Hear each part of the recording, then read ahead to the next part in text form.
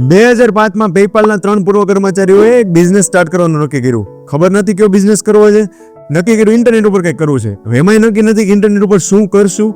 એ લોકોએ સ્ટાર્ટિંગમાં એક ડેટિંગ સાઇટ બનાવી. એ સાઇટમાં એનું નામ આપ્યું ટ્યુન ઇન હુકઅપ. એટલે કે તમારે તમારો ઇન્ટ્રોડક્ટરી એક વિડીયો અપલોડ કરવાનો અને ત્યાં તમને કોઈ પણ પર્સન મેચ થાય છે તો એની સાથે તમે ડેટ ઉપર જઈ શકો. હવે આ આઈડિયા કામ ન કર્યો એટલે એ લોકોએ આ આઈડિયા ચલાવવા માટે $20 આપવા સુધીની વાત કરી. છતાંય કોઈ શરમના કારણે આ વિડીયો કોઈ અપલોડ કરે નહીં. હવે ધીમે ધીમે એ લોકોએ ઓબ્ઝર્વ કર્યું કે લોકો આના માટે વિડીયો અપલોડ નથી કરતા, રેન્ડમ એમ જ કંઈક વિડીયો અપલોડ કરવાનું ચાલુ કરી દીધું છે. એટલે લોકોનું એને ઓબ્ઝર્વેશન કર્યું કે હવે શું ચાલે છે, તો એને હવે એવું ચાલુ કરી દીધું કે હવે ડેટિંગ માટે નહીં પણ જનરલ તમે કાંઈ પણ વિડીયોઝ અપલોડ કરી શકશો. એટલે એ પછીથી તમે બધા એ કંપનીનું નામ જાણો છો એટલે કે યુટ્યુબ. હવે એ યુટ્યુબમાં એટલી બધી સફળતા મળવા માંડી કે એ આઈડિયા ચાલે એમ જ નહોતો. એને એક ડિસિઝન એનો એટલે એવું કહેવાય કે stay committed to your decision but stay flexible in your approach.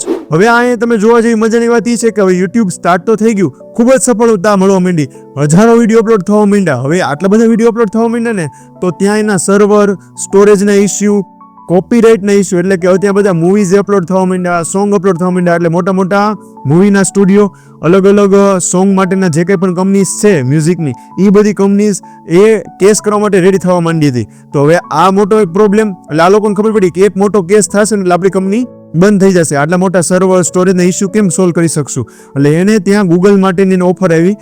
ગૂગલે આ કંપની ખરીદી લીધી એ સમયે 2006માં $1.65 બિલિયન અને એના જે 3 ફાઉન્ડર્સ હતા એ લોકો રાતોરાત મલ્ટી મિલિયોનર બની ગયા. તો મજાની વાત એ છે કે કોઈ પણ સમયે કાંઈ પણ કોઈ વ્યક્તિ નવું કરે તો કોઈ બિઝનેસ, જોબ, કોઈ પણ કામ, કાંઈ પણ વસ્તુ હોય તો શરૂઆતમાં જ નક્કી ન હોય કે એ વસ્તુ શું થશે.